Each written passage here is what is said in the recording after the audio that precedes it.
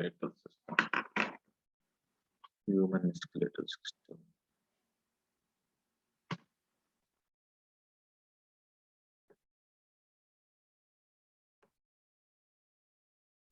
ठीक, तो human skeletal system में सबसे पहले क्या पढ़ा जाएगा?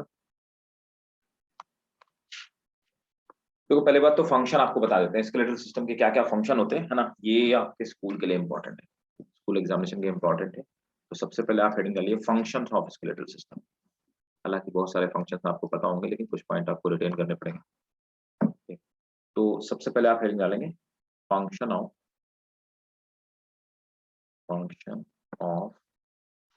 skeletal system,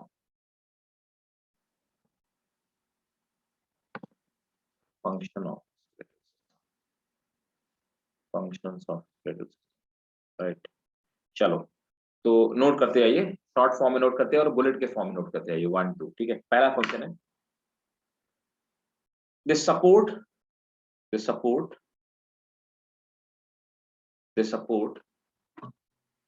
the softer body part, they support the softer body part, and that is the main function of the support softer body part, and that is the main function of skeletal system. That is the main function of skeletal system. Next, protection. They protect the next function is they protect the delicate part of body. They protect the delicate part of body. Next, movement. Due to the contraction of muscle, due to the contraction of muscles, bone change their position. Bone changes their position due to contraction of muscles. Please repeat. Due to contraction of muscles,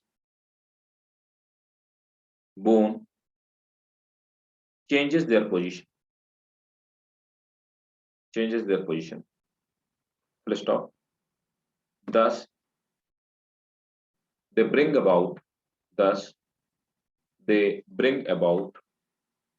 movement also. Thus, they bring about movement also. Next, body form. Body form. They gives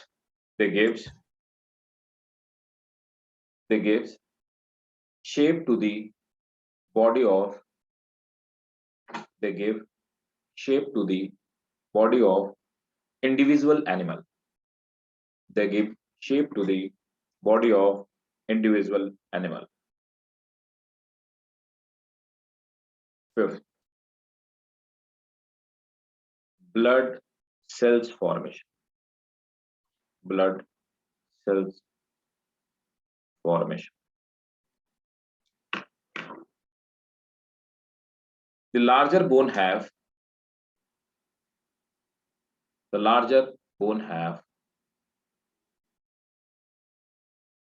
bone marrow.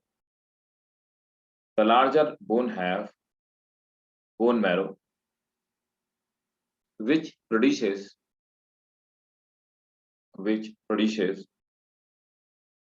the blood capsules. Which produces the blood capsules. 6, mineral reservation. तो होता क्या है mineral reservation? Example के तौर पे मैं आपको बता दूं, जैसे हमारी बॉडी में कैल्शियम का अमाउंट ब्लड में ज्यादा हो गया, तो ब्लड क्या करता है, धीरे धीरे उसको बोन्स में डिपॉजिट करता रहता है, और जब उसको जरूरत पड़ती है, मतलब ब्लड में कैल्शियम का लेवल गिरने लगता है, तो वापस वो उसे ले लेता है। इस तरह से कई सारे जो मिनरल होते हैं वो डिपॉजिट होते रहते हैं, इसलिए हम बोन्स को मिनरल रिजर्वायर भी कहते हैं। ठीक है, नोट करिए। Bones maintain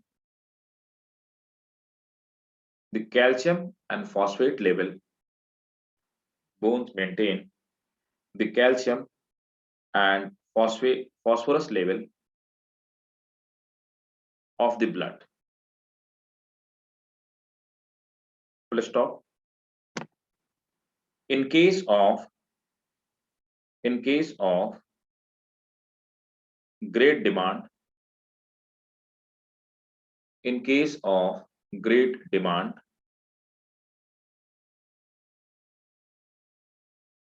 excessive amount of, in case of great demand, excessive amount of calcium and phosphorus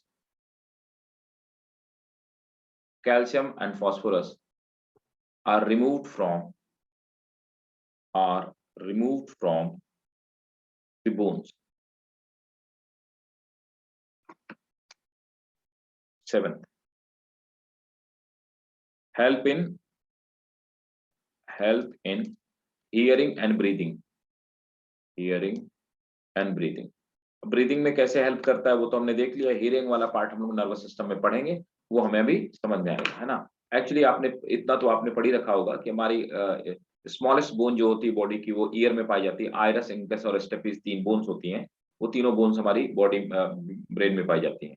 और ये बोन्स होती हैं, ये क्या करती है, ये वाइब्रेशन को, जो हम वाइब्रेशन हमारा कोक्लिया मतलब जो हमारे कान का पर्दा होता है, वहां तक वाइब्रेशन को पहुंचाने का काम करती है, राइट। और ये हमारे सेंसेशन को जितनी सारी जो वॉइस होती है उनको फील करने का काम करती है, राइट। तो नोट करेंगे the cartilage of larynx, trachea, sternum, the cartilage of larynx, trachea, पढ़ चुके हम लोग दोनों चीजें। स्टर्नम बता चुका हूं मैं होता क्या है, फिर से डिस्कस करेंगे। Trachea, larynx, trachea, sternum and ribs are helpful in breathing, while ear bones of middle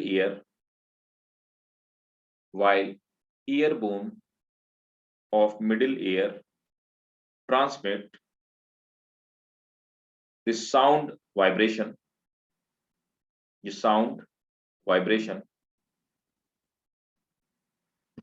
to internal ear। तो ये थे हमारे फंक्शन थे, these were the function of our skeletal system, है ना। अब हमारे स्केलेटल के कितने सारे पार्ट होते हैं ये हम लोग देख लेते हैं, ठीक है। तो स्केलेटल में देखिए, सबसे पहले हम लोग बात करते हैं स्कल की, हम लोग बात करेंगे, है ना। तो ह्यूमन स्केलेटल सिस्टम में अब आप अगली हेडिंग मिलेंगे स्कल।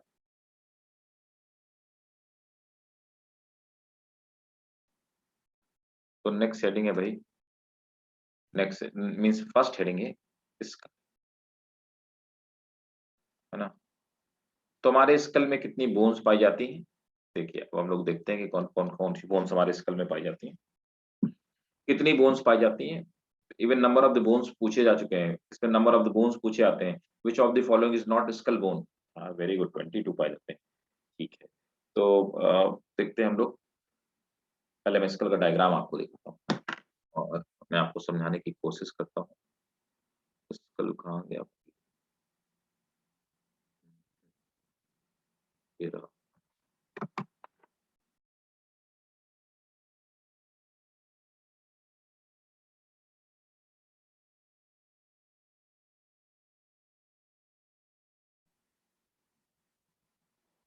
देखो अब एक एक करके मैं आपको बताता हूँ, थोड़ा और बड़ा कर, तो मुझे लिखने में भी आराम।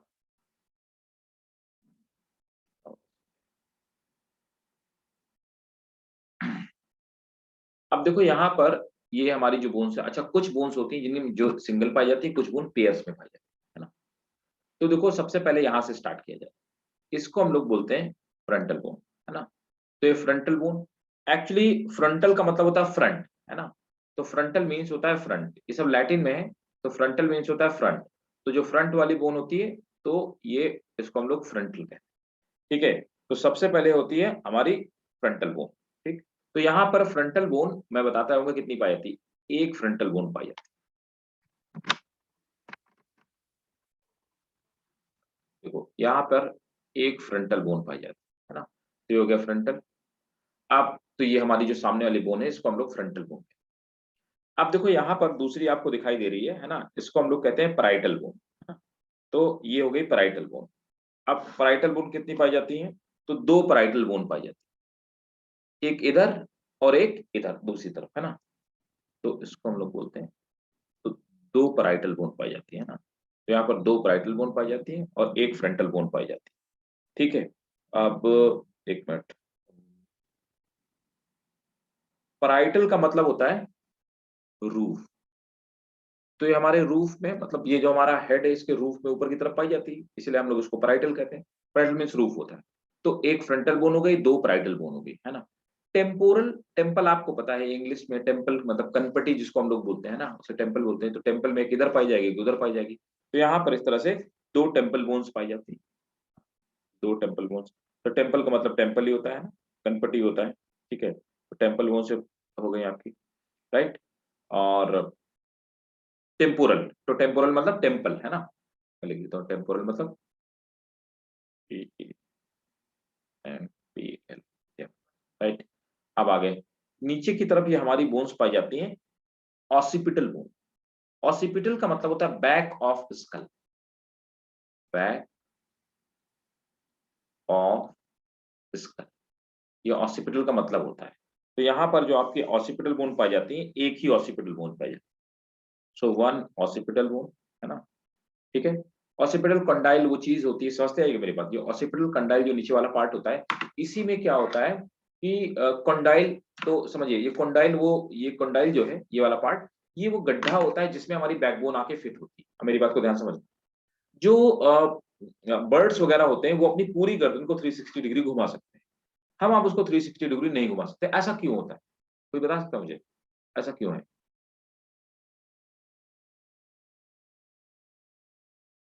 और फ्रॉग तो बिल्कुल नहीं घुमा सकता है, इसीलिए उसकी आंखें बाहर निकली होती हैं और वो अपने आईज को पूरा रोटेट कर सकता है, क्योंकि फ्रॉग में नेक ही नहीं होती। देखो एक्चुअली क्या होता है बर्ड्स में, ये होता है क्योंकि ये इस तरह की बैकबोन हो गई, है ना। और ये वाला क्या पार्ट हो गया, ये उनकी गर्दन हो गई, तो उनका ये मोनोकोंडाइलिक होता है। एक ही गड्ढे में बैकबोन फिट होती है, तो मोनोकोंडाइलिक होते हैं, इसलिए वो अपनी पूरी गर्दन को 360 डिग्री घुमा सकते हैं।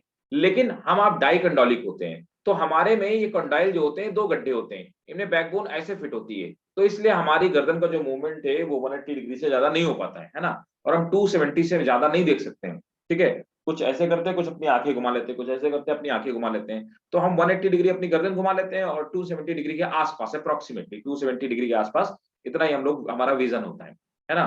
कि जब हम इधर गर्दन घुमाते हैं तो हमारी थोड़ी सी आईज भी, आई बॉल जो होता है वो मूव कर जाता है। ठीक है। तो ये हो गया ऑसिपिटल कंडाइल। ठीक। तो यहाँ पर जो ऑसिपिटल बोन होती है, ये भी एक ऑसिपिटल बोन होती है। ऑसिपिटल बोन होगी, ऑसिपिटल कंडाइल तो मतलब एक स्ट्रक्चर है, ये कोई बोन नहीं है। ठीक है। अब यहाँ पर देखो कितनी बोन हो गई, टू, टू फोर, है ना। अभी रुको, हाँ ये रहेगी। तो ये होगी यहाँ पर, ये जो आपकी एक बोन दिखाई दे, इसको बोलते हैं स्फिनॉइड बोन। ठीक है। तो ये हो गया हमारी स्फिनॉइड। अब स्फिनॉइड बोन भी एक ही पाई जाती है ना। One sphenoid, one sphenoid bone, ये एक पाई जाती है, वन स्फिनॉइड बोन। एक और अंदर की तरफ आपको एक बोन दिखाई दे रही है, ये अंदर की तरफ हमारे आंख के गड्ढे के अंदर की तरफ, ये नाक के अंदर वाले, यहाँ के अंदर वाले पार्ट को दो पार्ट में डिवाइड करती है। इसको हम लोग बोलते हैं इथिमॉइड बोन, है ना। तो स्फिनॉइड का जो मतलब होता है, स्फिनॉइड बोन होता है वेज शेप, है ना, कुल्हाड़ी के जैसा दिखाई देना। ठीक है। तो that is called sphenoid bone. तो यहाँ पर एक स्फिनॉइड बोन है, veg shape,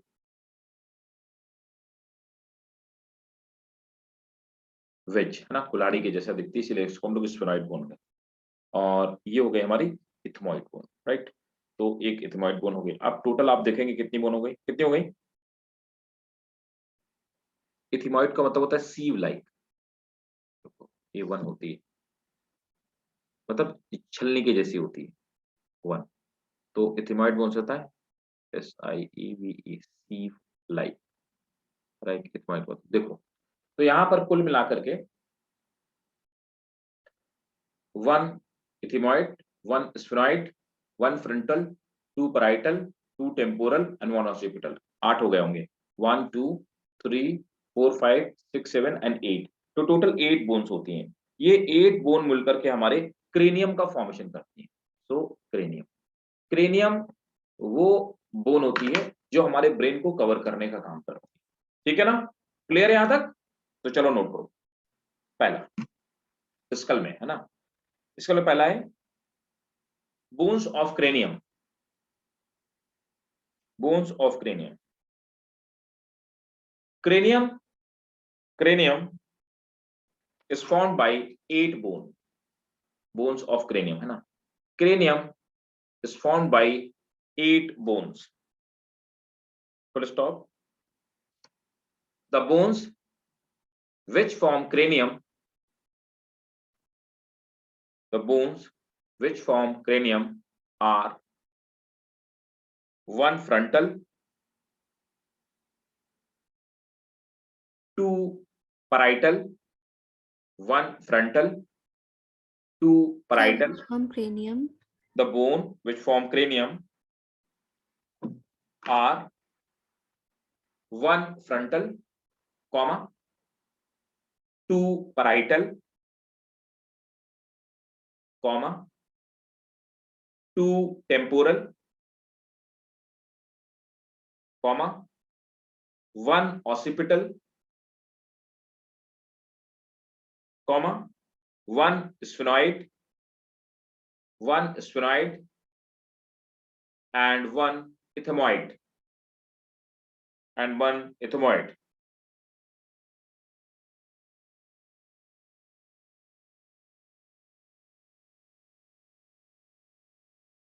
Next point,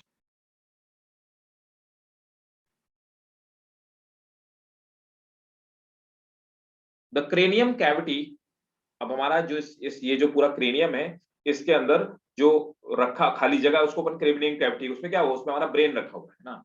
the cranium cavity in which the brain is lodged, the cranium cavity in which the brain is lodged,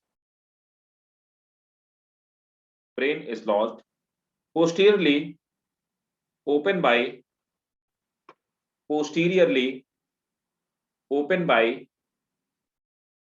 foramen magnum, foramen magnum,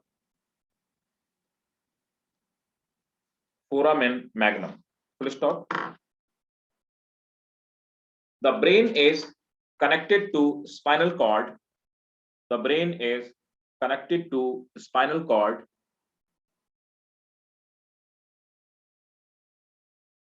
brain is connected to spinal cord with the help of foramen, है ना। तो इसी गड्ढे में spinal cord हमारी रखी हुई है, ठीक है। अब देखो इसके बाद क्या होता है कि हमारी जो स्कल की बोन होती है उनमें और कौन कौन सी बोन होती है। कुछ कान वाली बोन है जो आपको दिखाई नहीं दे रही है ना, इसके अंदर है, ठीक है ना। तो देखो सेकंड हो गई हमारी, नोट करेंगे। ईयर बोन्स को हम लोग क्या बोलते हैं, उनको ईयर ऑसाइकल्स कहते हैं, OSSICLES, ईयर ऑसाइकल्स, है ना, मतलब ईयर बोन्स, ठीक। तो अब यहाँ पे अब 2 कान है, तो आइरस इंकस स्टिपिस, एक आइरस एक इंकस एक स्टिपिस इधर और उसी की कॉपी इस तरफ, है ना। तो यहाँ पे लिखेंगे 2 malleus, malleus, 2 incus and 2 stapes। Stapes is the smallest bone of body, right। तो यहाँ पर 8 क्रेनियम में हो गई और यहाँ पर 6 जो हो गई वो ईयर में हो गई। अब देखो तीसरे नंबर पर हमारी आती है हाईआइट बोन। हाईआइट बोन याद है ना? तो मैंने आपको रेस्पिरेशन में पढ़ाया था कि स्कल वाले बोलेंगे स्कल का पार्ट है और रेस्पिरेशन वाले बोलते हैं रेस्पिरेशन का पार्ट है, और ये एक डिबेटेबल मुद्दा है ना? तो हम दोनों में इसको पढ़ते हैं। ठीक है, हाईआइट बोन याद है ना? भूल गए?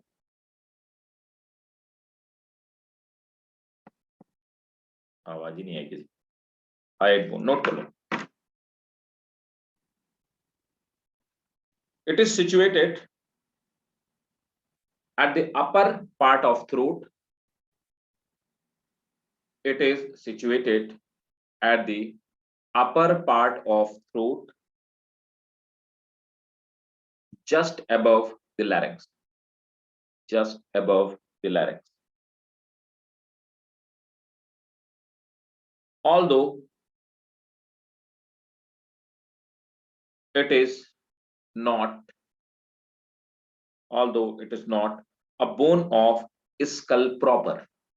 Although it is not a bone of skull proper. तो ये हो गई भाई साहब आपकी एक हाईआइट बोन, है ना? अब चौथे नंबर पे आ जाओ, स्कल प्रॉपर। तो स्कल की बोन प्रॉपरली नहीं है। अब फेस बोन जिनको बोलते हैं, है ना, नोट करो, bone of face, bone of face. तो फेस वाली बोन्स देख लो, 14 बोन्स पाई जाती हैं face, bone of face. Bones which form, अभी आगे वाली ये हमारे चेहरे वाली जो बोन्स होती है, ये वाली जो बाहर, इनको हम फेस बोन्स बोलते हैं। ठीक है, पीछे वाली जो हो गई ये क्रेनियम बोन्स हो गई, है ना, ये वाली जो हो गई ये सब क्रेनियम वाली पार्ट हो गई, और ये जो हमारी दिखाई दे रही है इसको हम लोग फेस बोन्स कहते हैं। ठीक है, तो 14, ये क्वेश्चन पूछा हुआ क्वेश्चन है कई बार, ये एम्स में पूछा हुआ है कि फेस बोन्स कितनी होती है, नंबर सिर्फ पूछा हुआ है, 14 इसका आंसर था, है ना? सिंपल क्वेश्चन आपको याद रखने। तो ऐसे क्वेश्चन मैं आपको बताते आ रहा हूँ जो पूछा जाएगा। ठीक है, which of the following is not the bone of skull, which of the following is the face bone, which of the following is not face bone, how many bones are found in face। ठीक है, इस तरह से question आपको पूछे जाएंगे, और ये वो सब क्वेश्चन है जिस तरह से पूछे गए हैं ऑलरेडी, तो मैं आपको साथ साथ बताते आ रहा हूँ। तो फेस बोन्स 14 होती हैं। ठीक है, अब फेस बोन में देख लिया जाए कौन कौन सी, समझते हो? तो सबसे पहले आ जाओ भाई साहब, दो जाइगोमेटिक, है ना?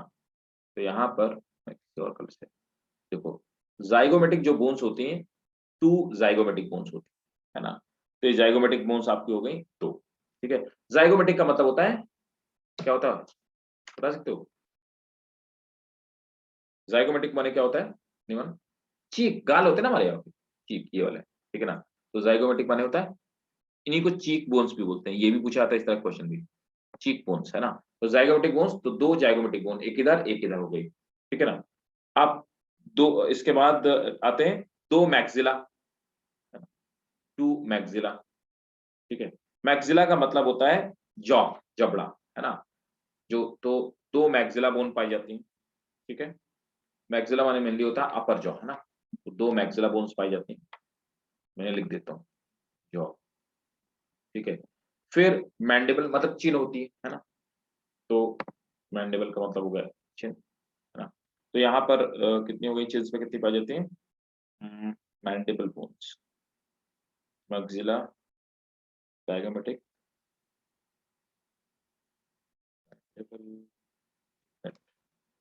चेक करना पड़ेगा। 2 जाइगोमेटिक हो गई, 2 मैक्सिला हो गई, और एक मैंडिबल होगी, मैंडिबल वाला।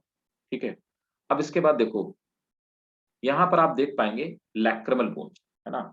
तो लैक्रिमल बोन्स कितनी होती हैं? लैक्रिमल बोन्स भी 2 होती हैं, 2 लैक्रिमल। देखो यहाँ पर एक्चुअली इनको लैक्रिमल बोन कहने का मतलब क्या है?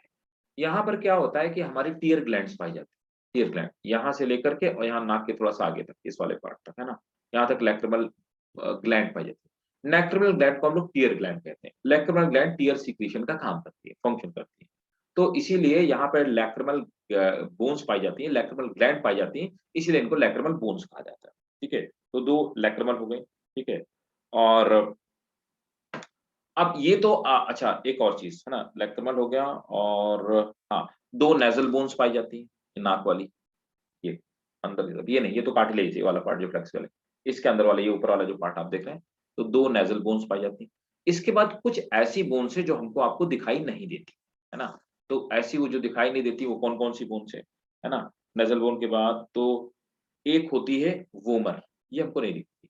1 वोमर, एक वोमर बोन होती है और दूसरा ये अंदर जो हमारे तलवे में पाई जाती हैं, 2 पैलेटाइन, ऊपर और नीचे वाले तलवे में पैलेटाइन, हाँ, 2 पैलेटाइन बोन्स होती हैं और 2 इंफीरियर इंफीरियर नेजल कॉन्ची,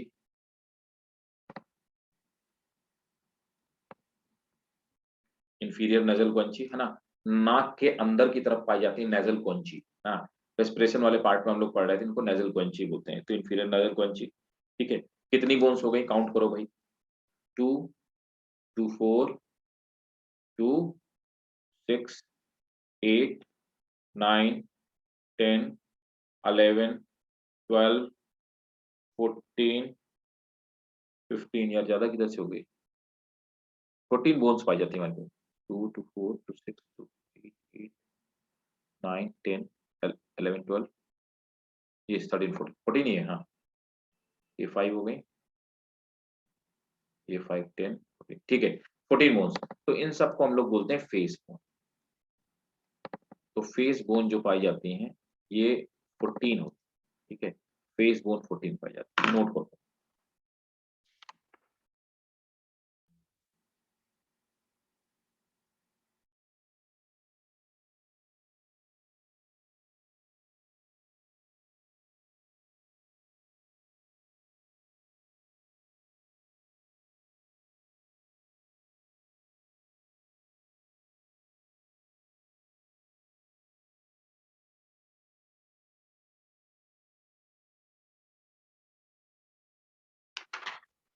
ठीक है, नोट करो। Bones of face, there are 14 bones from which there are 14 bones there are 14 bones which form the skeleton of face. Skeleton of face.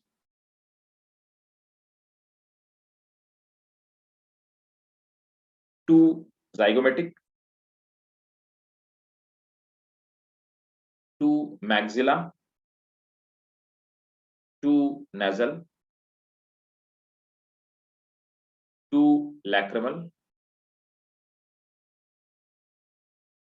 one vomer, two palatine, one vomer, two palatine,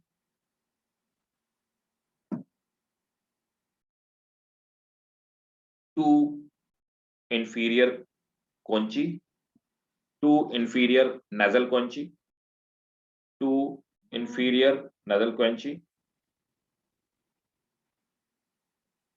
and one mandible and one mandible.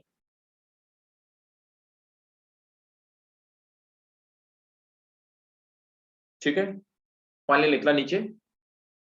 Thus, skull consist of thus skull consist of 29 bones. Thus, skull consist of 29 bones.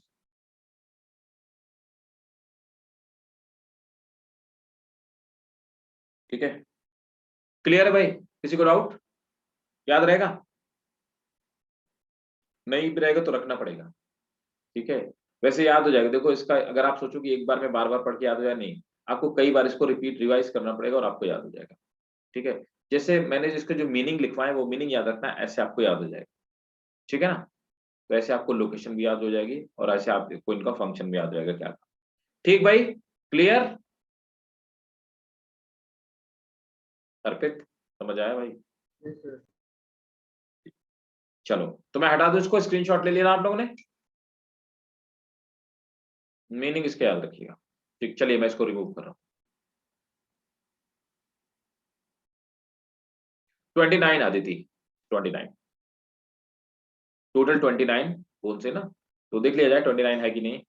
14 ये हो गई, देखो 14 ये हो गई, 14 face bone हो गई, और 14 प्लस 6 है ना, 6 ये हो गई ईयर बोन्स, तो 14 और 6 हो गया जाके आपका 20 ना, 8 हो गई जाकर के आपकी क्रेनियम बोन, 28 हो गया, और 1 ये हो गया हायोइड, दैट इज 29। ठीक है, टोटल 29, तो टोटल 29 बोन पाए। ओके, अब देखो नेक्स्ट आप लोग हेडिंग डालें वर्टिब्रल कॉलम, जिसको हम लोग बैकबोन कहते हैं, वर्टिब्रल कॉलम, बैकबोन। मैं आपको बैकबोन दिखा,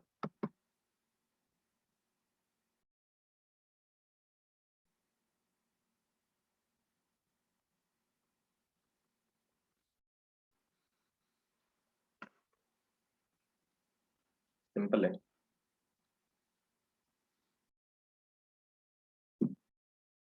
थोड़ा सा समझना है। देखो ये वैसे है, front turn, it is bone remove well perform. No Anshika, जब इसमें बोन सर्जरी में actually bones are not removed, होता क्या है कि अभी हम लोग जॉइंट्स पढ़ेंगे, तो ये जितनी सारी बोन्स है ना, इन बोन्स में क्या होता है कि ये बोन्स में इस तरह से जॉइंट्स होते हैं, इस तरह से, है ना, इनको फिक्स जॉइंट बोलते हैं, नॉन मूवेबल जॉइंट, है ना। तो हमारे जैसे जितने सारे पार्ट हैं ये इस तरह से जुड़े हुए हैं जॉइंट्स, इसीलिए आपने देखा होगा ना कि, और ये व्हाइट कलर के जो फाइबर्स होते हैं, है ना, तो उनसे जो टेंडन फाइबर होते हैं उनसे कनेक्टेड रहते हैं। कई बार क्या होता है, आदमी गिर गया, उसके चोट लग गई तो सर फूट गया, है ना, तो सर फूटने मतलब बोन नहीं ब्रेक होती, ब्रेन बोन ब्रेक हो जाएगी तो बंदा मर जाएगा। तो होता क्या है कि वो जो जॉइंट्स होते हैं वो ओपन हो जाते हैं, है ना, हिल जाते हैं, उनके बीच से ब्लड ऊजिंग आउट होना स्टार्ट हो जाता है। ठीक है, इसको सर फूटना बोलते हैं, फिर नॉर्मली ठीक हो जाता है ना। तो वही नॉर्मली क्या करते हैं कि ब्रेन सर्जरी के टाइम पे किसी भी जॉइंट को ओपन किया जाता है, उस जॉइंट को ओपन करके वहां से सर्जरी करने का काम किया जाता है, किसी बोन्स को ब्रेक करना पॉसिबल। आप देखो ये हमारी बैकबोन है, बैकबोन का ये पोस्टीरियर पीछे की तरफ से व्यू है ना, और ये लेटरल मतलब साइड से व्यू। अब आप देखेंगे कि यहाँ पर हमने इसको कई सारे पार्ट में डिवाइड किया है। तो जो बैकबोन की हमारी बोन्स होती हैं, तो पहला सर्विकल, है ना, दूसरा थोरेसिक। तो देखो सर्विकल का क्या मतलब होता है, सर्विक्स माने होता है नेक वाला पार्ट, है ना। थोरेसिक, थोरेक्स माने होता है रेस्पिरेटरी पार्ट, है ना, रेस्पिरेटरी सिस्टम वाला पार्ट। ठीक है, लंबर माने क्या होता है, स्टमक के पास वाला पार्ट, है ना, सैक्रम और कोकाइजल, है ना, तो थर्ड, फोर्थ और फिफ्थ। अब देखो एक चीज मैं आपको और बता दूं कि ये आखिरी वाली जो बोन्स होती है सैक्रम और कोकाइजल, ये कई सारी बोन्स के फ्यूजन से बनती है। जब हम आप छोटे बच्चे होते हैं तब ये सब बोन्स अलग अलग होती हैं, जैसे हम एडल्ट में मेटामॉर्फोज होते हैं, स्मॉल किड से एडल्ट में कन्वर्ट होता है हमारी बॉडी, तो ये बोन्स आखिरी वाली जो बोन्स होती हैं फ्यूज हो जाती है। ये एक इवोल्यूशनरी पर्सपेक्टिव। अब यहाँ पर बैकबोन में आप देखेंगे कई सारी बोन्स का कॉम्बिनेशन है। तो ये जो सर्विकल है, ठीक है, तो सर्विकल वर्टिब्री जो होती है 7 सर्विकल बोन्स पाई जाती हैं। ठीक है, 12 थोरेसिक बोन्स पाई जाती हैं, 7 सर्विकल, 12 थोरेसिक, और यहाँ पर 5 लंबर वर्टिब्री पाई जाती हैं, 5 लंबर वर्टिब्री पाई जाती हैं, है ना। और सैक्रम जो होता है ना, सैक्रम, तो सैक्रम हमारा क्या होता है, ये फ्यूजन होता है 5 पीसेस का, है ना। तो this is fusion of 5 bones, it is fusion of 5 bones fuses, so 5 bones fuses to form, and last but not the least जो कोकाइजल होती है ना, तो कोकाइजल बोलते हैं, ये कोकाइजल जो होती है ये 4 बोन्स का फ्यूजन है ना। टोटल कितनी हो गई, 7 और 12 हो गया जाकर के आपका 21, और 5 26, है ना, तो नहीं सॉरी, 12 और 7 7 हो गया जाकर के 19, 19 और ये 5 हो गया जाकर के आपका 24, 24 और 4 28, हाँ 28 और 5 33, राइट। तो टोटल हमारी 33 बोन्स पाई जाती है ना। तो किसी छोटे बच्चे में 33 बोन्स पाई जाती हैं, लेकिन, है ना, 33 बोन्स इन किड्स, छोटे बच्चे में। एडल्ट में कितनी पाई जाती हैं, तो आखिरी की फ्यूज आती हैं, तो 12 और 7 19, 19 और 5 हो जाकर के 24, 24 25 26, है ना, तो 26 इन एडल्ट। क्या मेरी बात आप समझ गए? याद रखना, ये मैं आपको काउंट करके जो बता रहा हूँ, है ना, यही क्वेश्चन है, ठीक है, कि किसी एडल्ट में कितनी बोन्स पाई जाती हैं और किड में कितनी बोन पाई जाती हैं, या कौन कौन सी बोन्स होती हैं जो फ्यूज हो जाती हैं आगे चल करके। ठीक है, चलो नोट करो, वर्टिब्रल कॉलम, स्क्रीनशॉट ले लो इसका और नोट करो। The vertebral column is about 17 centimeter long, full stop. It is curved, it is curved and lying in the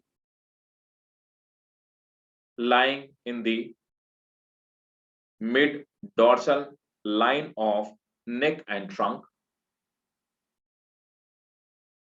The vertebral column is 17 centimeter long, full stop. It is curved, lying in the mid of dorsal line of neck, lying in the mid of dorsal line of neck and trunk, full stop. It is made up of 33 vertebrae. It is made up of 33 vertebrae.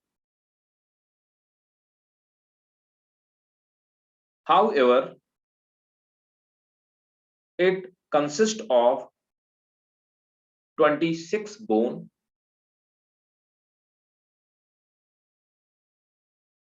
because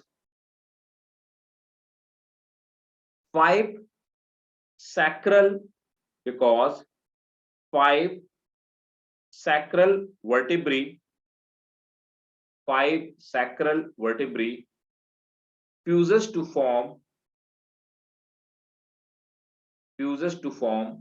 one sacrum and 4 coccygeal vertebrae fuses to form 4 coccygeal vertebrae fuses to form one coccix.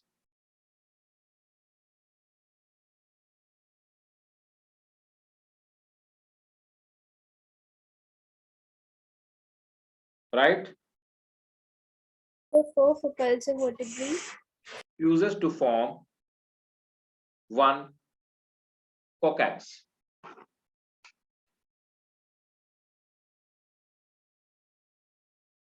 Okay, तो ये हो गई हमारी backbone. ठीक है भाई, okay. अब next heading आप लोग डालिए। अच्छा, एक और चीज है, वर्टिब्रल कॉलम फॉर्मूला ऐसे बनता है, तो लिखते हैं हम लोग, वर्टिब्रल कॉलम फॉर्मूला लिख सकते हो आप, C7T12 L5 S5 C4, है ना, तो ये सीक्वेंस और फॉर्मूला है, इसको हम वर्टिब्रल कॉलम फॉर्मूला बोलते हैं, मैंने आपकी जानकारी के लिए बता दिया।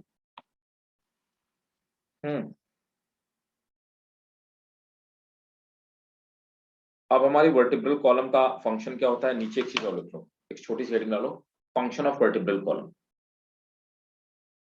तो इसका मेन फंक्शन क्या था, हम लोगों ने पढ़ा था एनिमल क्लासिफिकेशन में, कि धीरे धीरे पहले नोटोकॉर्ड डेवलप हुई, फिर नोटोकॉर्ड की जगह क्या आ गया, वर्टिब्रल कॉलम आ गया। वर्टिब्रेट में क्या हुआ कि जो नोटोकॉर्ड थी वो वर्टिब्रल कॉलम में कन्वर्ट हो गई। नोटोकॉर्ड कार्टिलेज की बनी थी और वर्टिब्रल कॉलम इसकी बनी है, बोन्स की बनी हुई। ठीक है, तो इसका मेन पर्पस क्या था, मैंने बताया था कि नोटोकॉर्ड डेवलपमेंट होने का मेन पर्पस क्या था, कि वो डाइजेस्टिव सिस्टम और बाकी के जितने ऑर्गन से, उनसे आपके न्यूरॉन्स या नर्वस सिस्टम को प्रोटेक्ट करने का काम करती थी, इसलिए वो डेवलप। तो नोट करेंगे, function of vertebral column, it protect spinal cord, full stop. Next point, it carries weight of body, it carries weight of body during motion weight of body during motion and standing position, during motion and standing position, So weight of body. during motion and standing position.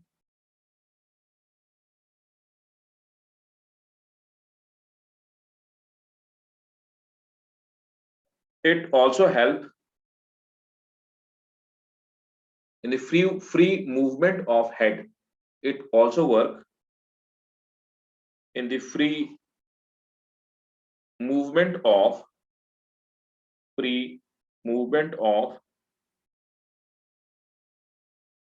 Head. ठीक है, तो ये इसका main function था। अब आ जाते हैं, next है, अब देखो आपने देखा होगा हमारे यहाँ पर मिड में एक बोन पाई जाती है, यहाँ वाले पार्ट, इधर से नीचे की, जो हमारे रिब केज के बिल्कुल बीचों बीच पाई जाती है, वो डैगर के जैसे दिखाई देती है, उसको अपन स्टर्नम कहते हैं, है ना। तो नेक्स्ट हेडिंग डालेंगे स्टर्नम और ब्रीस्ट बोन, इसको हम लोग बोलते हैं। मैं आपको पहले उसका डायग्राम देख देता हूँ, फिर आप लोग आगे बात करें। उसी से हमारा रिब केज जुड़ा हुआ होता है। स्टर्नम इधर गई, वेयर इज स्टर्नम, यस।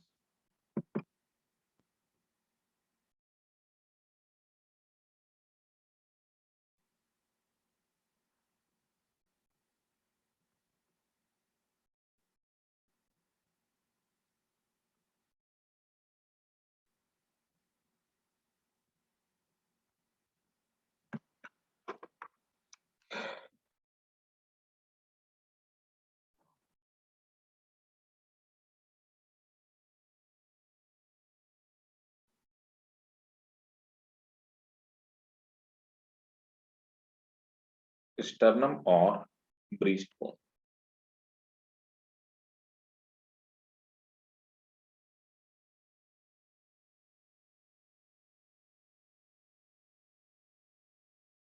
ठीक है, ठीक। आइए अब देखो, ये डैगर के जैसे, खंजर के जैसे दिखने वाली होती है ना। ये मेनली जो मेन पार्ट होता है इसको हम लोग बॉडी बोलते हैं, है ना। और आप देखेंगे कि ये जो सबसे आगे वाला प्रोसेस पार्ट है, जो नुकीला नोक की तरह दिखाई दे रहा है, इसको हम लोग सिफोनॉइड, है ना, सिफॉइड प्रोसेस बोलते हैं। ठीक है, सिफॉइड प्रोसेस, तो सिफॉइड प्रोसेस हो गया। और ये ऊपर वाले पार्ट को मैन्यूब्रियम बोलते हैं, ये वाला पार्ट, ये मैन्यूब्रियम कहलाता है। ये बॉडी हो गई मैन्यूब्रियम और सिफॉइड प्रोसेस। तो मेन तो इसके तीन पार्ट हो गए, है ना, मैन्यूब्रियम, बॉडी और सिफॉइड प्रोसेस। ठीक है, और ऊपर की तरफ आपको दिखाई दे रहा है ना। तो यहाँ पर क्लेविकुलर नॉच, मतलब यहाँ पर क्लेविकल, क्लेविकल कौन सी हड्डी है हमारी, ये कंधे वाली जो हड्डी है ना, ये क्लेविकल आकर के यहाँ पे फिट होती है। ठीक है, और ये बीच वाला, इसको हम लोग क्या बोलते हैं, जगलर नॉच बोलते हैं, ये बीच वाला। ठीक है, ये छोड़ दीजिए खैर। और ये देखिए, तो ये हो गया क्लेविकुलर नॉच। क्लेविकुलर नॉच इधर इधर दोनों तरफ, है ना। क्लेविकुलर नॉच का मतलब क्या हुआ, जहां पर क्लेविकल मतलब हमारी ये कंधे वाली हड्डी आकर के ये यहाँ पर रखती है, इसको क्लेविकुलर नॉच बोलते हैं। और आकर के दूसरा faces for the attachment of costal cartilages. अब आप एक चीज देखिए, मेरी बात को बहुत गौर से समझिएगा। क्या होता है कि हमारी जो रिब्स होती हैं, वो रिब्स डायरेक्टली इस बोन में फ्यूज नहीं होती हैं, नहीं, ऐसा नहीं होता कि बोन्स इनमें फ्यूज होती है और बोन्स या फिर बोन्स इससे इससे स्टर्नम से निकलती हैं। एक्चुअली क्या होता है कि ये जो कोस्टल कार्टिलेज होता है, तो एक तरह का cartilage, it's a type of cartilage, costal cartilage. Costal cartilage ribs को इस स्टर्नम से जोड़ने का काम करता है। तभी क्या होता है, अगर आप यहाँ पे चेस्ट में प्रेशर दें, है ना, हम लोग प्रेशर देते हैं, आपने देखा होगा कई सारे लोगों को वो उनका हार्ट रुक जाता है, सांस रुक जाती है, तो उनको पंपिंग करते हैं। तो क्या होता है, इसको दबाया जा सकता है। इनफैक्ट कोई बच्चा या कोई भी हमारे ऊपर अगर यहाँ पे चढ़ गया या प्रेशर पड़ गया, तो ये टूटता नहीं है। अगर ये फ्लेक्सिबल नहीं होता तो ये तो टूट जाता। और दूसरी एक और खास बात, हम सांस लेते हैं ऊपर आता है, हम लोग सांस छोड़ते हैं नीचे की तरफ जाता है ना। तो ब्रीद इन ब्रीद आउट का हमने पूरा मैकेनिज्म पढ़ा हुआ था, उसमें मूव करती है। अगर ये कार्टिलेज से नहीं जुड़ी होती इसमें मूवमेंट का पॉसिबिलिटी नहीं। पहले इंपॉर्टेंट। दूसरी इंपॉर्टेंट चीज क्या है, ये जो आपकी बोन्स होती हैं, समझ लीजिए बात को, मैं यहीं पे दिखाने की कोशिश करता हूँ, ट्राई टू अंडरस्टैंड। तो जो हमारी ये रिब्स होती हैं, ये रिब्स आगे जाकर के पीछे ऐसे जाती है। पीछे जाने के बाद भाई साहब, ये मान लीजिए इसका हेड हो गया। तो जिनका हेड होता है, ये बैकबोन में फ्यूज नहीं होता, ना ही बैकबोन में ज्वाइंटेड होता है। ये भाई साहब क्या होता है, कि जो बैकबोन वाली आपकी वर्टिब्री होती है, उस वर्टिब्री में बस इस तरह से रखा हुआ हो ना, ये इस तरह से रखा हुआ हो, ठीक है। इसीलिए इसमें हम लोग इधर उधर ऐसे मूव कर सकते हैं, इधर उधर किसी भी तरह के आप मूव कर सकते हैं, है ना। समझ में आया? मेरी बात आपको समझ में आ गई? अर्पित,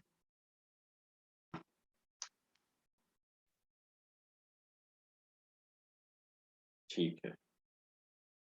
रोशनी समझ आ रहा है? Yes, sir. ठीक है, ग्रेट। तो चलो, तो पहले इसका स्क्रीनशॉट लो, फिर मैं लिखवाता हूं। तो स्टर्नम को ही हम लोग ब्रीस्ट बोन कहते हैं।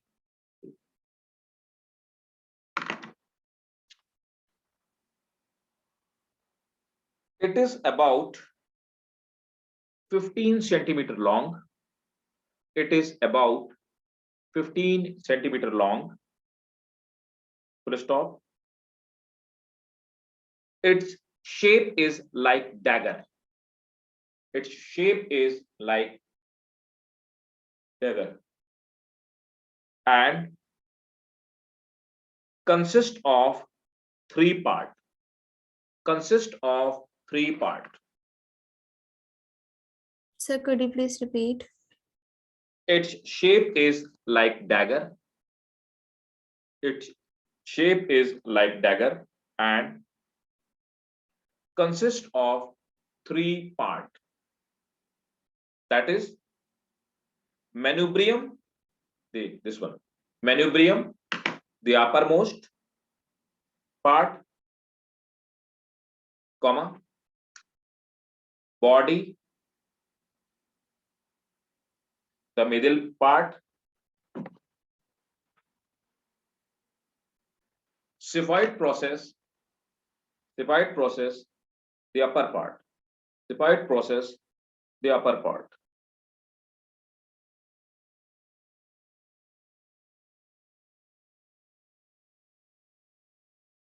Xiphoid process, the tip of bones. Xiphoid process, the tip of bone, है ना। तो तीन पार्ट से मिलकर के बना होता है। Next point, sternum help in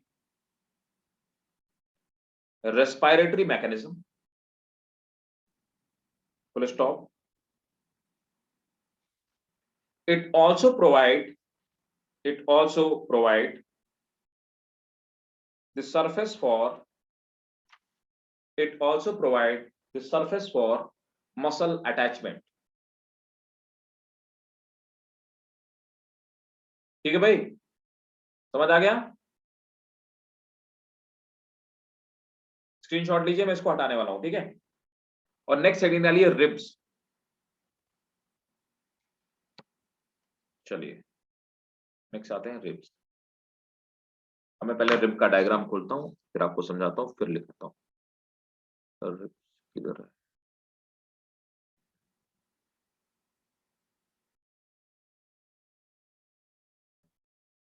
ये फ्लोटिंग बोन से कई बार क्वेश्चन पूछा गया। फ्लोटिंग बोन इनमें से कौन सी है? इस नंबर वाली फ्लोटिंग बोन। फंक्शन क्या होता है फ्लोटिंग बोन का?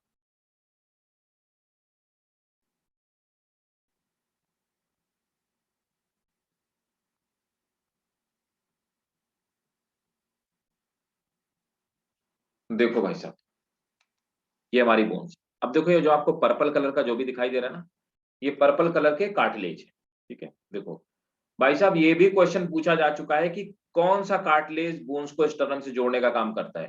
कोस्टल कार्टिलेज वो कार्टिलेज है जो हमारे रिब्स बोन को कनेक्ट करता है, किससे? स्टर्नम, ठीक है। तो स्टर्नम हो गई, ठीक। ये नीचे वाले को ज़िफॉइड प्रोसेस कहते हैं, ये हमने पढ़ ही लिया। स्टर्नम बोन्स हो गए, ठीक है। और ये देखो यहाँ पर क्लेविकुलर नॉच, यहाँ पे क्लेविकल मतलब हंसली जिसको बोलते हैं, या फिर ये हमारी कंधे वाली जो हड्डी आगे दिखाई देती है, ये क्लेविकल यहाँ पे रखी होती है, इसको क्लेविकुलर नॉच बोलते हैं, हाँ। और ये जगुलर नॉच या पर वाला, है ना, ये, ठीक है। और ये हमारी फर्स्ट रिब हो गई ऊपर। अब देखो 1 to 7 नंबर की जो रिब्स है, पहले से लेकर के 7, मतलब total 14 ribs. They are called true ribs. इनको ट्रू रिब्स इसलिए बोलते हैं क्योंकि देखिए आप यहां तक है ना, यहां तक क्या हो रहा है, ये डायरेक्टली जाकर के इस वाली हड्डी तक, ये डायरेक्टली जाकर के यहां से अटैच हो रहे हैं, किससे, इससे अटैच हो रहे हैं, स्टर्नम से। तो 1 से 7 रिब्स जो होती है डायरेक्टली स्टर्नम से अटैच होती है, इनको ट्रू रिब्स बोलते हैं। इसके बाद वाली जो रिब्स होती हैं 8 to 12, उनको हम फॉल्स रिब्स बोलते हैं। क्यों? क्योंकि भाई साहब ये जो आखिरी वाली 7वीं बोन होती है उससे कनेक्ट होती है, ना कि डायरेक्टली ये जाकर के कनेक्ट ही नहीं होती है इससे, ठीक है। तो इसीलिए इनको हम लोग फॉल्स रिब्स कहते हैं, ठीक है, क्योंकि ये 7th बोन से जाकर के इनका कार्टिलेज कनेक्ट होता है, ये डायरेक्टली स्टर्नम से कनेक्टेड ही नहीं होती। और जो आखिरी की 11th और 12th बोन्स होती है ना, इनमें फॉल्स रिब्स में भी दो आखिरी वाली जो होती है इनको हम लोग फ्लोटिंग बोन्स कहते हैं। एक्चुअली क्या होता है कि ये कनेक्ट ही नहीं होती है, लटकती रहती है ना, तो ये आगे की तरफ देखो लटकती रहती है, इनको हम फ्लोटिंग रिब्स कहते हैं। इनका काम क्या होता है, ये हमारी किडनी को प्रोटेक्ट करने का काम करती हैं। तो यहाँ पे जो आपकी 11th रिब्स होती है एंड 12th रिब्स होती है, ठीक है, तो 12th रिब्स को हम लोग, 12th लास्ट हो गई और ये फर्स्ट वाली पहली हो गई, तो 12th और 11th और 12th जो रिब्स होती है उनको हम फ्लोटिंग रिब्स बोलते हैं, ये मूव करती रहती है। This is the structure of ribs structure, rib cage. Clear क्या? क्लियर है? बताएं भाई, और कोई डाउट हो तो पूछते रहिए। चलो नोट करो, there are 12 pair of ribs which form, there are 12 pair of ribs which form the bony lateral wall of, which form the bony lateral form of thoracic cage.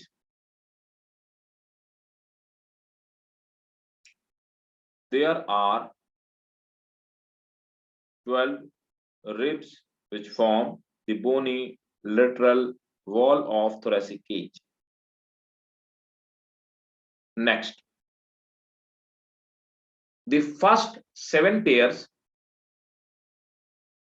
are called true ribs. Sorry, sir. The first 7 pairs are called true ribs because their anterior ends,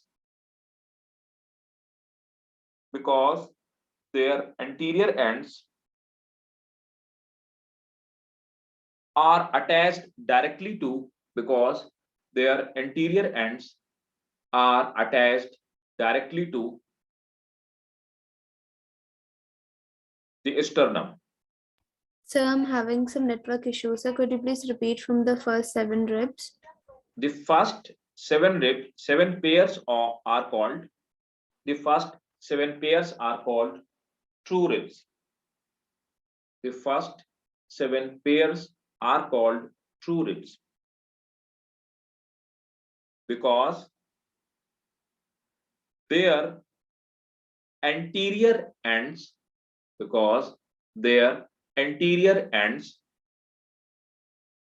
are attached directly to sternum with the help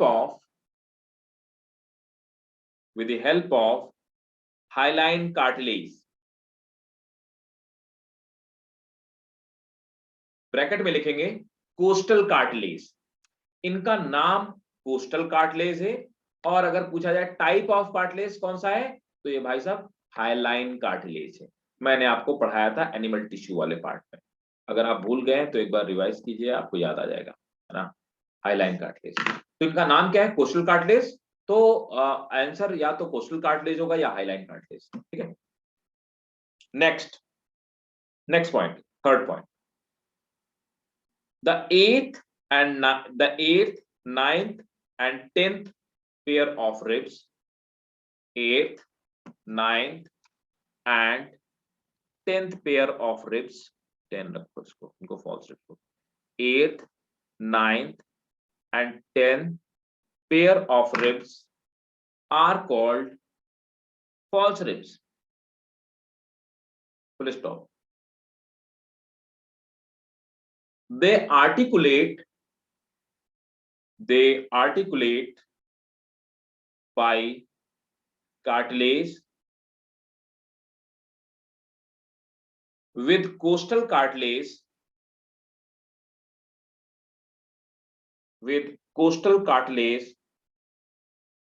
of seven ribs, costal cartilage of seventh ribs, and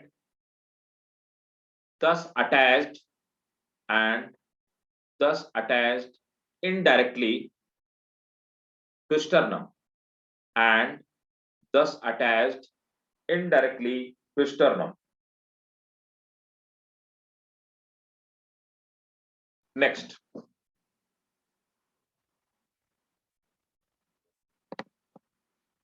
the last two pair of ribs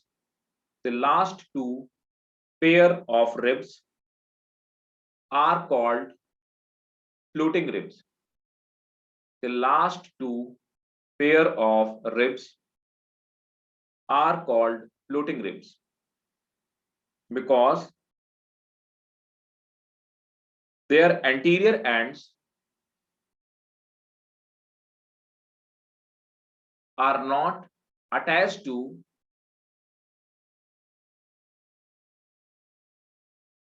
either sternum or another rib. Either sternum or another rib. Underline करो अगला statement. The floating ribs protect attached to either the sternum or the cartilage of another rib. Full stop. ना directly correct होती ना indirectly correct. अगला point underline करेंगे, ये नीट का question है, पूछा हुआ इनफैक्ट क्वेश्चन है. The floating ribs protect kidney.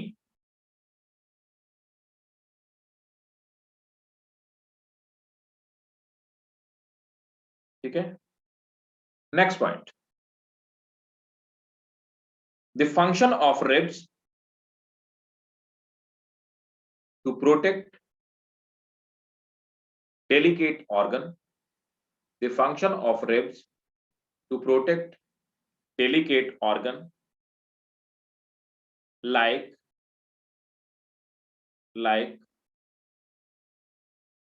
delicate organ like heart, lungs, etc. Full stop. The ribs provide surface for attachment of muscles. The rib provide surface for attachment of muscles. Full stop.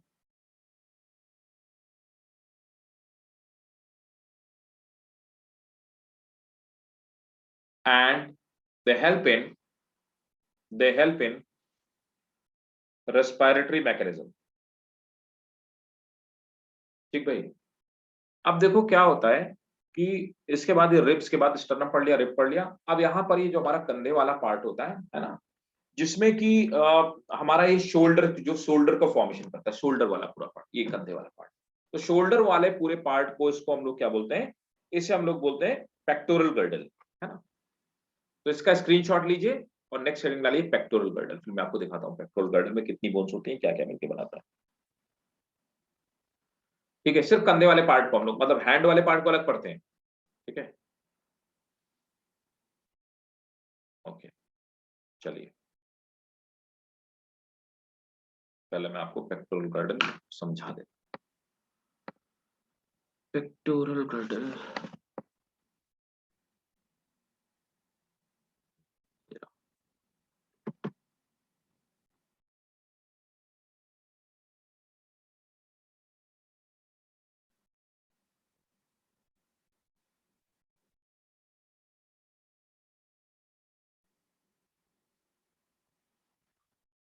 देखो भाई,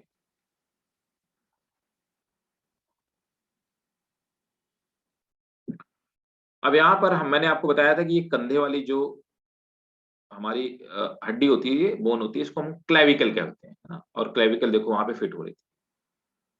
अब देखिए भाई साहब, यहाँ पर कंधे की जो बोन्स होती है, ये पीछे की तरफ आप देखेंगे, हमारे ये पीछे की तरफ है ना, ये बैक साइड में जो बोन दिखाई देती है, और ये जो इस तरह की होती है ट्रायंगुलर बोन होती है, ये पार्ट है स्कैपुला, है ना। ये स्कैपुला हो गया, ठीक है। और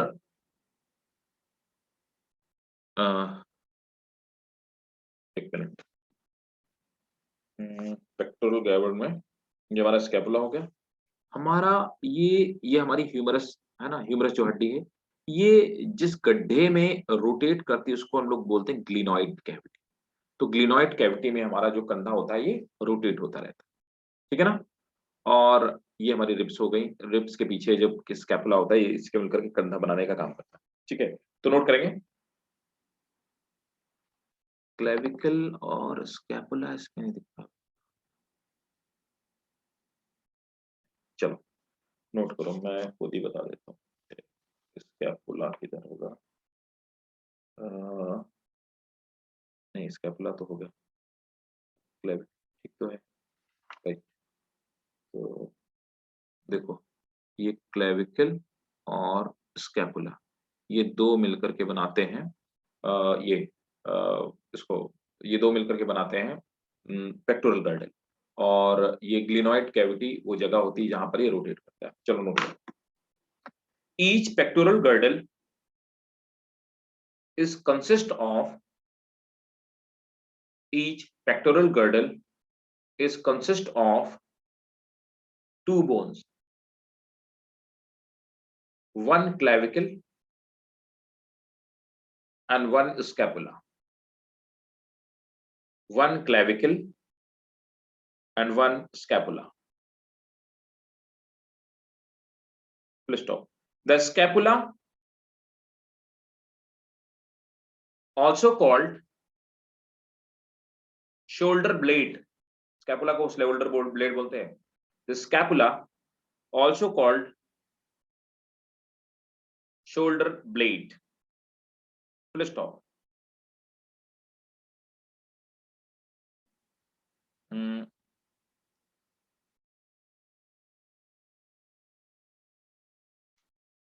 Next point. At the point where superior and lateral border of superior, ऊपर वाला मतलब पार्ट, lateral मतलब साइड वाला पार्ट, ऊपर की तरफ साइड वाला part.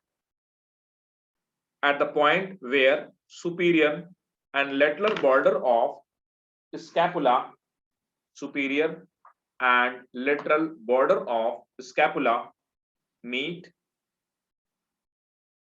there is present a shallower articular surface,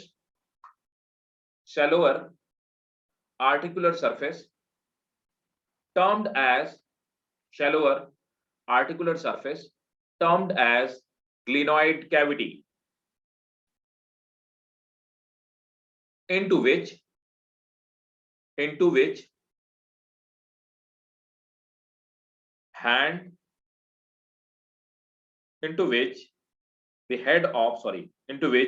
the head of humerus articulate. समझ आ गया ना? ठीक है भाई। अब क्लेविकल को स्कैपुला से जोड़ने का काम कौन करता है? एक्रोनियम प्रोसेस, है ना। ये एक्रोनियम प्रोसेस है, ये क्या काम कर रहा है? ये क्लेविकल को इससे स्कैपुला से जोड़ने का काम कर रहा है। ग्लिनॉइड कैविटी वो गड्ढा है जिसमें हमारा हाथ रोटेट करता है, ठीक। ओके, अब नेक्स्ट हेडिंग डालिए, बोन्स ऑफ आर्म, हमारे हाथ की हड्डियां, बोन्स ऑफ आर्म। तो आपको आर्म की बोन दिखा देते हैं और समझा भी देते हैं, सिंपल है। आर्म और हैंड की, आर्म और जो लेग होता है, दोनों की बोन ऑलमोस्ट एक ही जैसी है।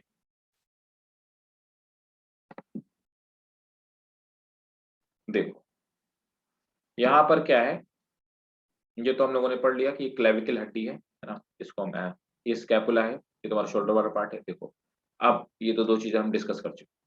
तो सबसे पहला आ गया ह्यूमरस। तो ह्यूमरस आप देखेंगे ये एक सिंगल बोन है ना, एक ह्यूमरस है। उसके बाद यहाँ पर जो नीचे वाला पार्ट है रेडियस और अल्ना से मिलकर के बना है। रेडियस बाहर की तरफ है और अल्ना क्या है, अंदर की तरफ से। तो हमारा आगे वाला हैंड दो हड्डियों से मिलकर बना है। इसके बाद जो एक कलाई है हमारी, है ना, इसको हम लोग कार्पल बोलते हैं। ठीक है, तो यहाँ पर आप देखेंगे कार्पल जो होती है, तो कार्पल में टोटल 8 बोन्स पाई जाती है, 8 छोटी छोटी बोन्स पाई जाती हैं। तो इस तरह की गोलियां होती हैं 1 2 3 4, और इसी के ऊपर 1 2 3 4। तो इस तरह से ये गोलियां एक दूसरे के ऊपर स्लिप करती हैं। तो कार्पल मतलब हमारी कलाई जो होती है, रिस्ट जो होती है, तो 8 बोन से मिलकर के बनी हुई। ठीक है, इसके बाद आप देखेंगे मेटाकार्पल वाला पार्ट आ जाते हैं, है ना। मेटाकार्पल वाला जो पार्ट आ जाते हैं, तो मेटाकार्पल्स हमारी यहाँ पे आप देखेंगे 5 ही हैं, 1 2 3 4 5। तो ये जो लंबी लंबी है इनको हम लोग मेटाकार्पल्स बोलते हैं। मैं दिखाता हूँ ये वाले मेटाकार्पल्स, ये वाले पार्ट, ये ये ये, और इसको हमने कहा मेटाकार्पल। तो यहाँ पर 5 मेटाकार्पल हो गए। इसके बाद जो उंगलियां हैं इनको हम फ्लैंजेस कहते हैं, है ना। तो फ्लैंजेस माने होता है फिंगर्स। ठीक है, ये उंगलियां जो होती हैं इनको फ्लैंजेस कहते हैं। अब देखो यहाँ पर जो फ्लैंजेस होती हैं, तो फ्लैंजेस में रेशियो क्या होता है, फॉर्मूला होता है 2:3:3:3:3:3। आप देखेंगे हमारे जो थंब होता है इसमें सिर्फ 2 बोन्स होती हैं, थंब में 2 बोन्स होती हैं। यहाँ पर 3 छोटी बोन्स होती हैं फ्लैंजेस, यहाँ पे 3 फ्लैंजेस, यहाँ पे 3 फ्लैंजेस, यहाँ पे 3 फ्लैंजेस, है ना। तो इस तरह से टोटल कितनी हो गई, 3 4 जा 12 और 14। तो 14 फ्लैंजेस हमारे हैंड में पाई जाती है। ठीक है ना, जिसमें ये और ऊपर से ये 5 मेटाकार्पल, 8 कार्पल्स, है ना, और ये रेडियस अल्ना हो गई हमारी जो ऊपर वाले हैंड वाले पार्ट। ठीक है, समझ आ गया।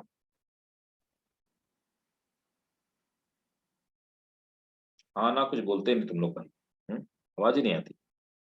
चलो नोट करो, bones of arm.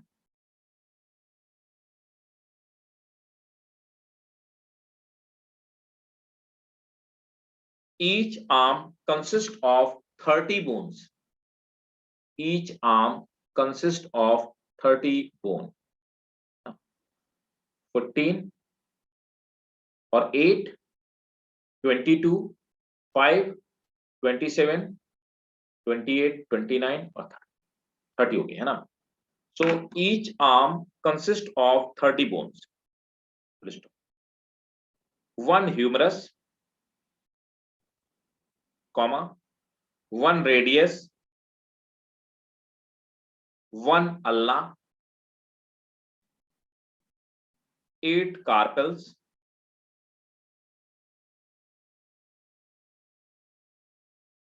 5 metacarpal, comma, 5 digits which contain 5 digits which contain 20 phalanges. 5 digits which contain 20 phalanges. Full stop. The phalangeal formula is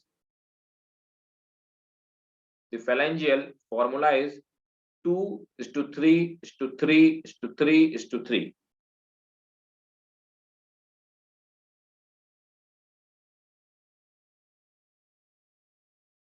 Next point लिखो, Allah is longer than radius. Next, the head of radius articulate with humerus. The head of radius articulate with humerus. Full stop. Each wrist is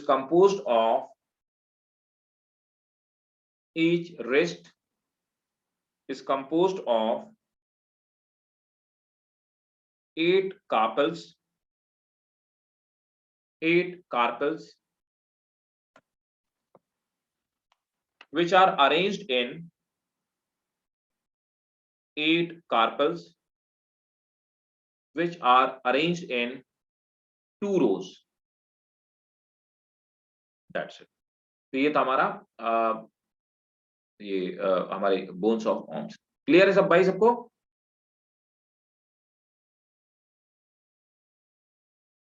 ठीक, तो आप इसका screenshot लीजिए, फिर मैं आगे चलता हूं।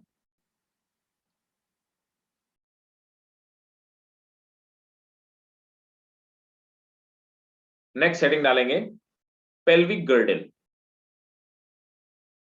Pelvic girdle, pelvic girdle.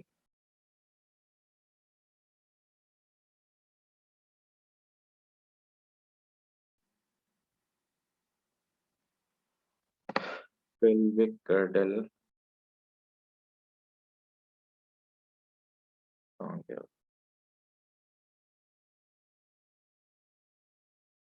एक मिनट रुको भाई, गिव मी वन सेकंड।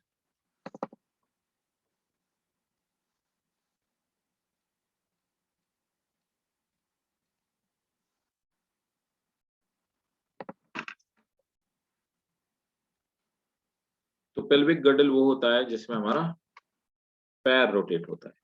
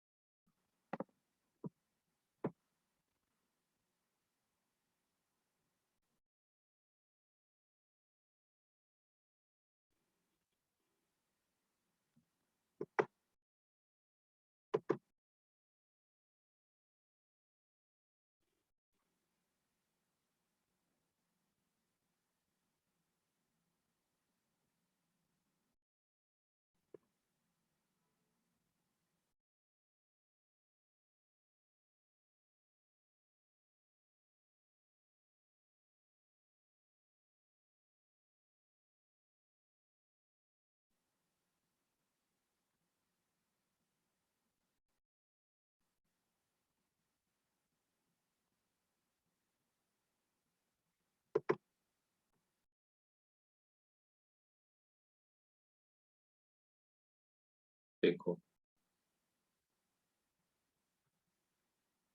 ये है पेल्विक गर्डल।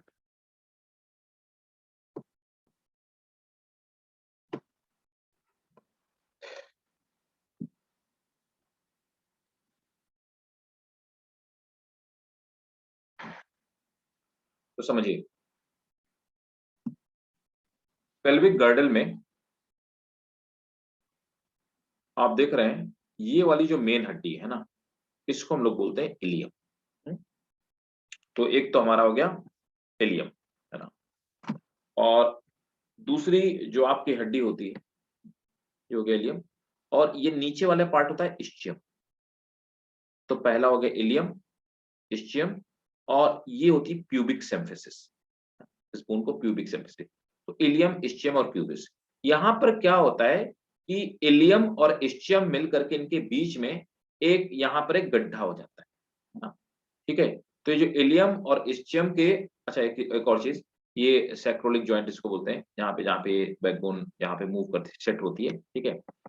तो और आपने देखा सैक्रम हम लोग पढ़ ही चुके हैं, ये बेस ऑफ सैक्रम है जहाँ पे फिट होता है जाकर के, ठीक। तो आप देखिए इलियम और ये जो इस्चियम होती है, इनके बीच में यहाँ पर आप देखेंगे कि ये एक इसको हिप बोन बोलते हैं, है ना, इस पूरे को मिलाकर हिप बोन बोलते हैं, इनोमेट बोन बोलते हैं, ठीक है।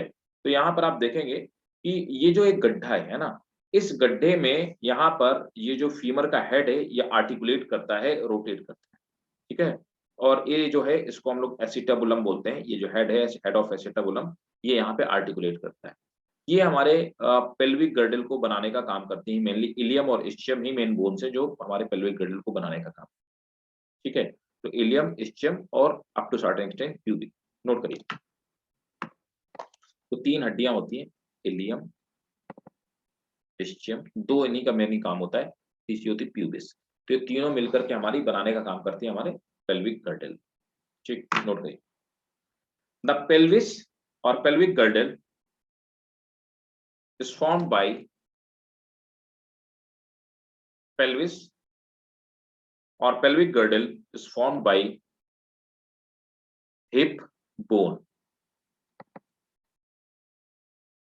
comma, also called innominate, also called innominate bone, also called innominate bone.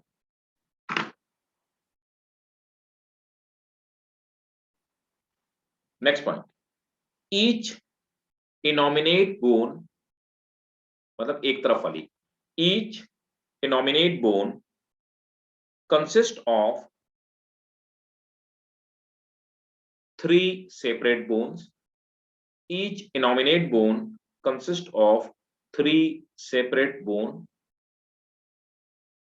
ilium, ischium, ilium, ischium, and pubic. Ilium, ischium, and pubis, not pubic, pubis. Full stop. Next point. On its outer surface,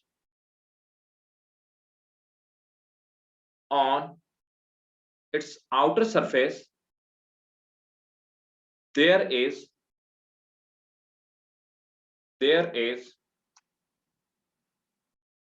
a deep depression. On its outer surface, there is a deep depression called acetabulum, to which head of femur articulate,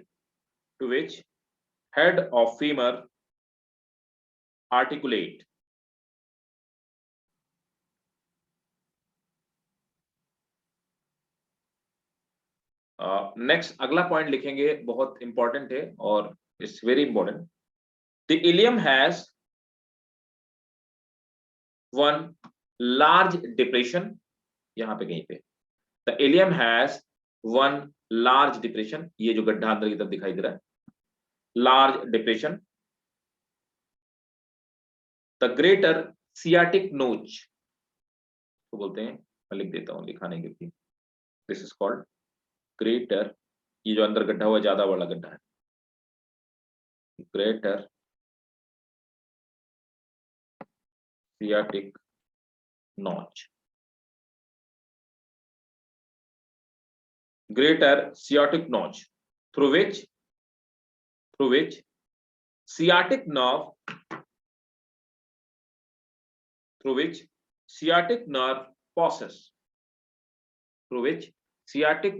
passes, full stop. Underline करेंगे, sciatic nerve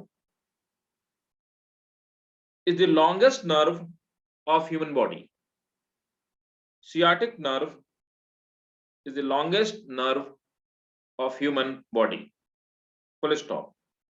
और अगली heading आप डाल लीजिए bones of legs, और मैं आपको next class में पढ़ाऊंगा बोन्स ऑफ लेग्स. ठीक है, क्लियर? Yes, sir. ठीक भाई, तो नेक्स्ट क्लास में मिलते हैं और इसके आगे कंटिन्यू करेंगे.